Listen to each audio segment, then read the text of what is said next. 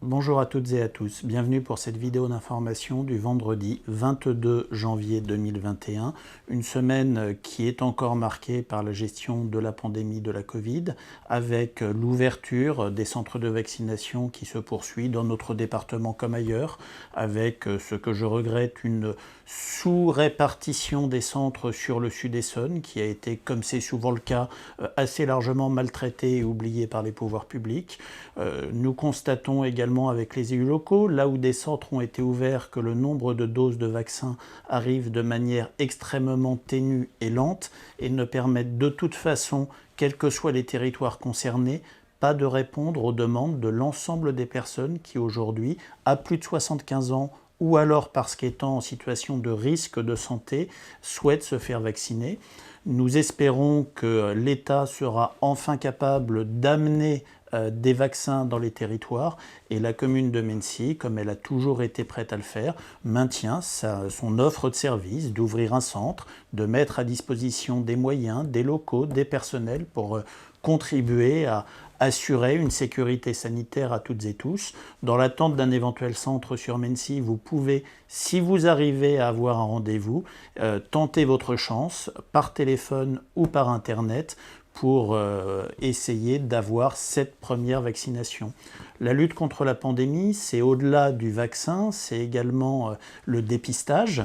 Nous avons renforcé les drive tests qui ont lieu sur Mennecy et qui sont toujours ouverts et disponibles, qui fonctionnent de manière extrêmement importante. Et puis ça a été samedi dernier une opération de test antigénique, c'est-à-dire à résultat immédiat en une vingtaine de minutes qui a pu être faite, prise en charge intégralement par la région Île-de-France et qui a accueilli 70 personnes, un seul test positif sur 70, mais 70 personnes malgré les premières chutes de neige. À ce sujet, je tenais à remercier l'ensemble des services techniques municipaux qui ont été présents sur le terrain, sont sortis dans le froid pour permettre que la ville, même si nous n'avons pas été sur un épisode neigeux long, mais permettre que la ville reste circulable pour aussi bien les piétons que les véhicules. Ça a été un effort important et je crois que ce remerciement que je leur porte, c'est celui que vous leur portez toutes et tous. Bonjour, écoutez, je suis donc Michel Totti, un des responsables départementaux de la Croix-Rouge, et je viens vérifier si tout se passe bien. Je suis agréablement surpris par l'organisation que vous avez mis sur pied, enfin, surtout la sécurité civile de votre ville. Donc je pense qu'il n'y a rien. J'ai vu qu'il y avait quand même quelques personnes qui attendaient, donc c'est satisfaisant et j'espère que cet après-midi, il y en aura encore un peu plus. Sinon, je remercie la ville, votre ville qui a participé à ce genre de choses et c'est toujours très très intéressant, surtout par les temps qui courent en France. Cette semaine, nous avons également eu une réunion de travail avec les commerçants et propriétaires des locaux du centre commercial de la Verville pour leur présenter la proposition de réorganisation, de réaménagement de cet espace pour le rendre plus attractif.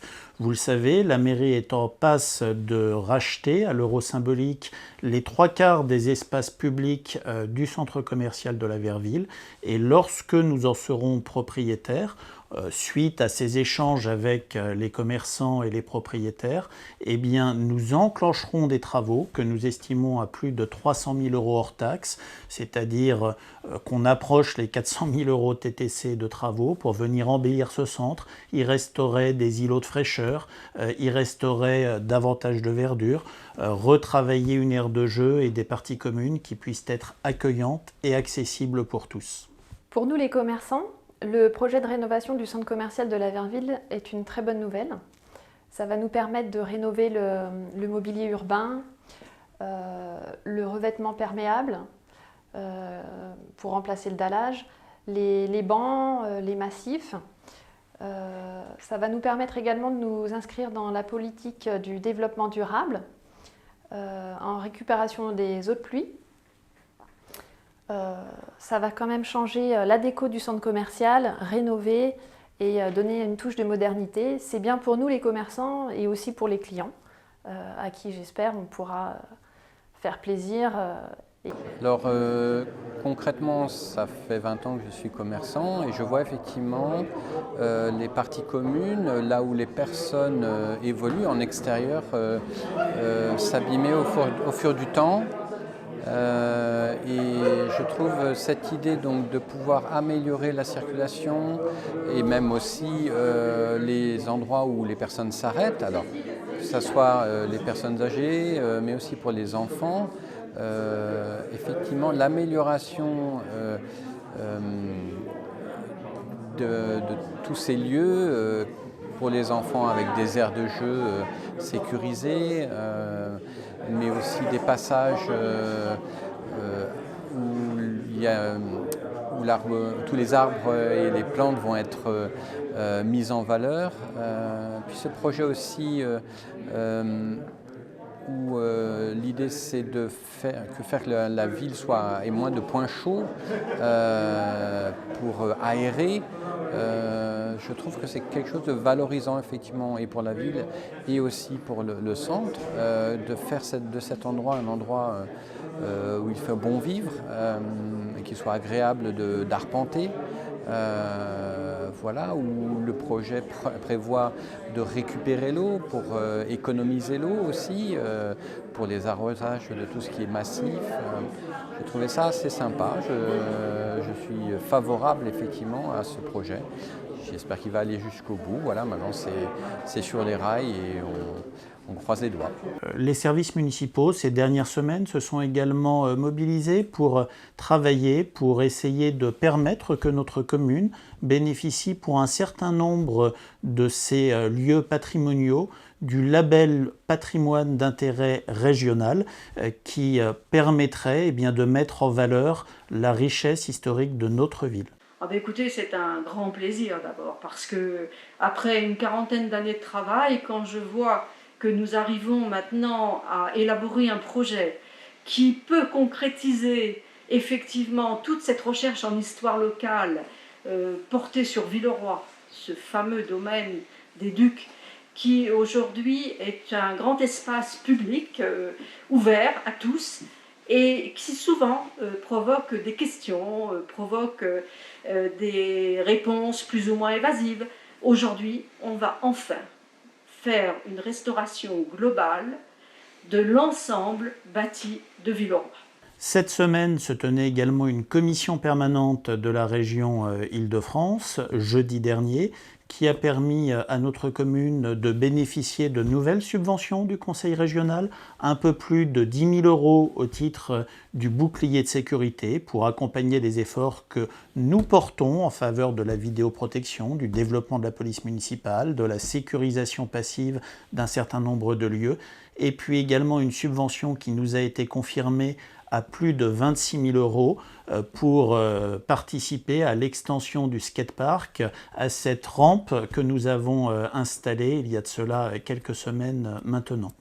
Enfin, sans vouloir entretenir la moindre polémique, j'ai constaté qu'une certaine opposition distillait des mensonges totaux sur les réseaux sociaux.